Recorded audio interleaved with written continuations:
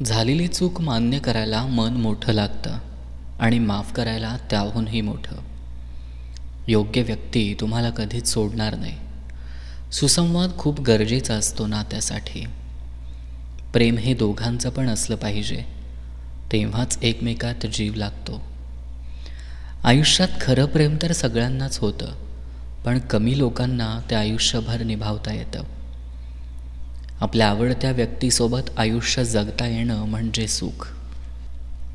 नात्यामध्ये प्रेमापेक्षा जास्त विश्वास महत्त्वाचा असतो.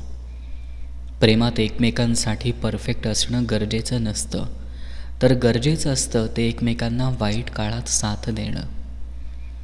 आयुष्यात जसं सोबत राहणं महत्त्वाचं आहे ना, तसंच एकमेकांसाठी स्पेशल राहणं हे सुद्धा महत्त्वाचं आहे. खऱ्या प्रेमाची सुरुवात समजून घेतल्यानंतरच होते. हजारो पर्याय असले तरी कोणा एकावर प्रेम करणंही प्रेम आहे. 100 वचनं देण्यापेक्षा एक निभावणारा कधीही उत्तम. आयुष्य खूप सुंदर वाटू लागतं जेव्हा कोणीतरी आपल्या फिलिंग्स समजून घेतं. नातं दोघांना जपता येईल, बस फक्त एवढा वेळ एकमेकांसाठी हवा आहे. संस्कार प्रामाणिक असले की मनात आणि आयुष्यात फक्त एकच असतो. जेव्हा आपण पहिल्यांदा भेटलो होतो तेव्हा मला काहीच कल्पना नव्हती की तू माझ्या आयुष्यातील एक महत्त्वाचा भाग होशील. आनंदी राहण्यासाठी एक जरी समजून घेणारा, जीवापाड प्रेम करणारा असला की अनेकांची गरज पडत नाही. खरं प्रेम तर ते असतं जिथं आवडत्या व्यक्तीशिवाय आपल्याला कोणी कितीही चांगलं असलं तरी आवडत नाही. समोरच्या माणसाचं मन समजून घेतलं, काही गैरसमज होत नाहीत. दिलेलं प्रॉमिस हे आयुष्यभर निभावता आलं पाहिजे. समजून घेणं चांगलं आहे, पण दरवेळी नाही. एखाद्या व्यसनापेक्षा कुणाची लागलेली सवय जास्त त्रास देते. काळजी घेत जा स्वतःची, कारण माझ्या छोट्या आयुष्यात तू खूप स्पेशल आहेस.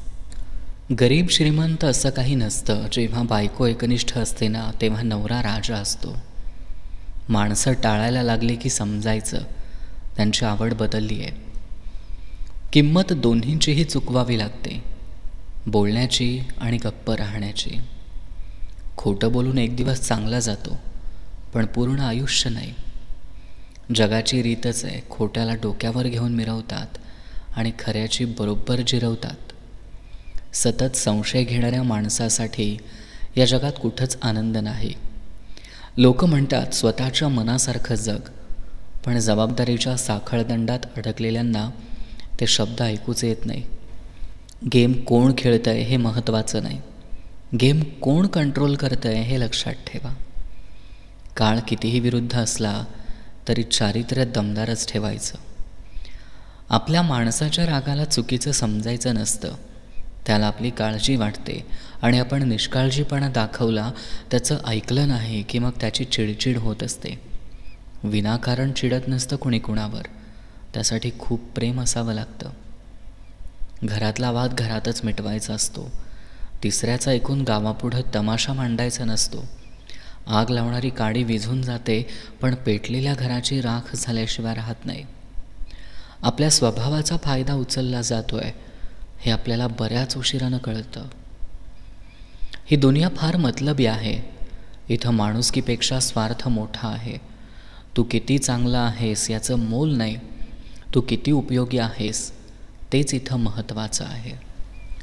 ज्याला 2 हातांची किंमत कळाली तो नशिबाच्या पायऱ्या कधीच लोटांगण घालत नाही. बोलून दाखवायचं नाही, फक्त लक्षात ठेवायचं कोण आपल्याशी कसा वागतोय. कारण बोलून वाईट होण्यापेक्षा शांत राहणं केव्हाही चांगलं. कारण लोक खोटं बोलून माणसं जिंकतात आणि आपण खरं बोलून सगळ्यांपासून दूर राहतो. ज्यांच्यामध्ये स्वतःला सावरण्याची हिंमत असते अशी लोक परक्यांकडून कुठलीच अपेक्षा ठेवत नाहीत. चांगल्या व्यक्तीने अपमान केला अथवा रागावली तरी चालेल, पण त्याला सोडू नका. कारण मोठेपणा देऊन लुबाडणारे अनेक आहेत, पण तुम्हाला मार्ग दाखवणारे फार कमी असतात. म्हणूनच 1000 चांदण्या शोधण्यापेक्षा एकच चंद्र जवळ ठेवा. मनातून उतरलेल्या लोकांना मनातच काय, डोक्यात सुद्धा ठेवायचं नाही. अश्रूंना वाट मोकळी करून देण्यासाठी सुद्धा समोर तशी व्यक्ती असावी लागते.